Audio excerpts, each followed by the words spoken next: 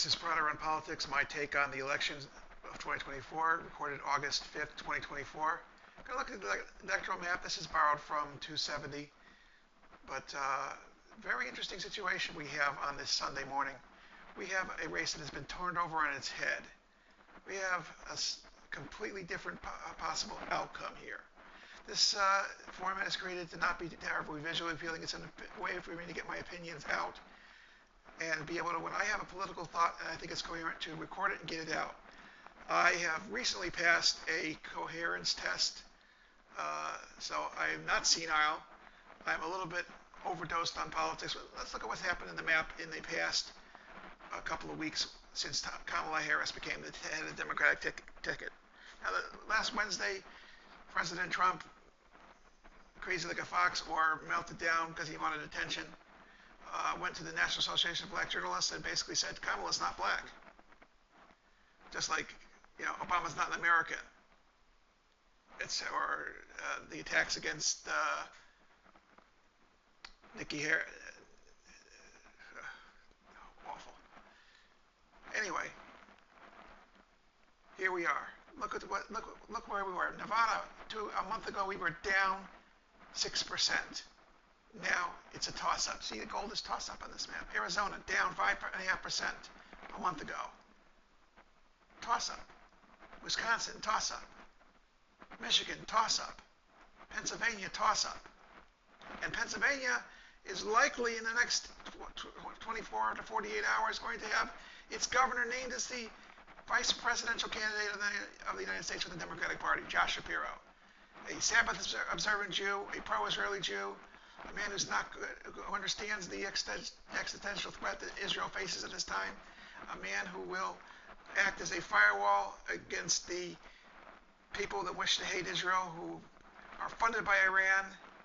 This is a guy who is critical of Benjamin Netanyahu, as I am. And I'm an Israeli, and I'm allowed to. That's kind of the rule Israelis have, by the way, in case you didn't know it.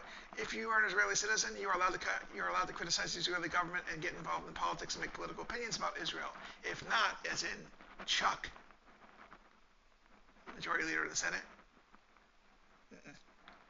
Israelis hate when Americans go into their politics. And also, to call for the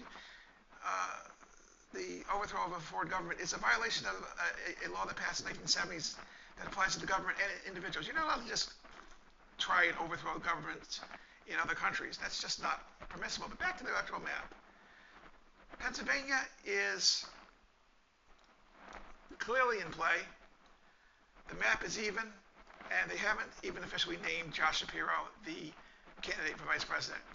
More interesting, there's more paths.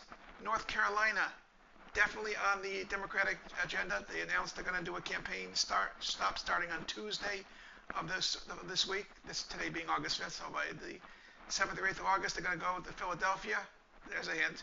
Then they go to Michigan, Wisconsin, North Carolina, Georgia, Nevada, Arizona. Georgia, down 5% a month ago. Apparently getting close to a dead heat. North Carolina, possibly hitting the break-even mark in the next couple of days. The reason these are still showing pink-leaning Republican is because there's some outlier polls, and it takes 2 weeks for the poll data to swing. Every campaign rally that Kamala Harris has had so far has been a big hit. It's been successful. It's added to her momentum, and frankly, Donald Trump seems like a toddler.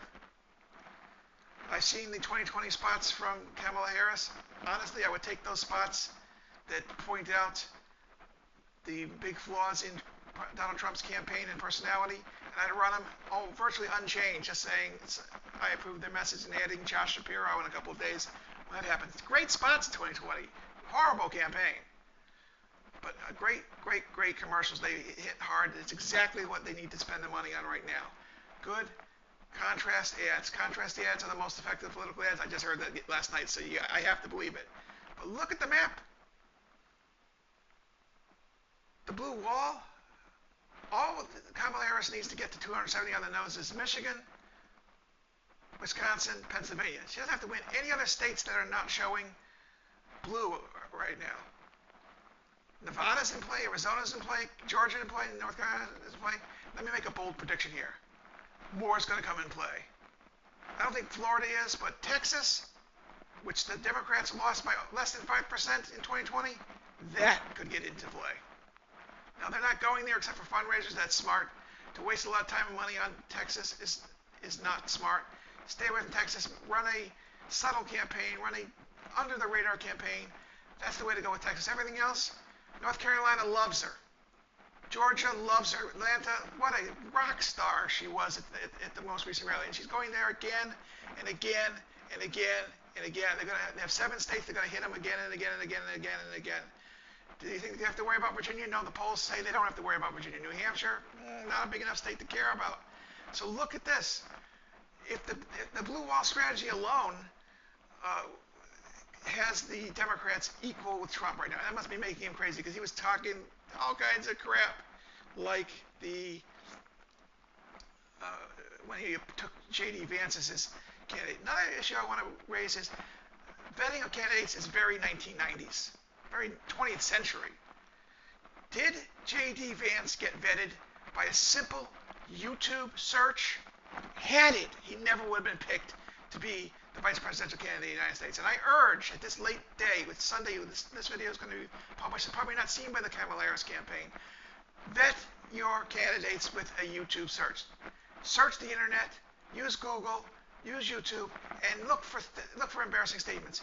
Spend some time watching YouTube. You're going to find a lot of crap on J.D. Vance who says, "Oh, a woman gets raped, she gets pregnant by incest. She should tough it out and carry the child to term." Wow, Republicans really want to take away women's rights. They're really anti-women's rights.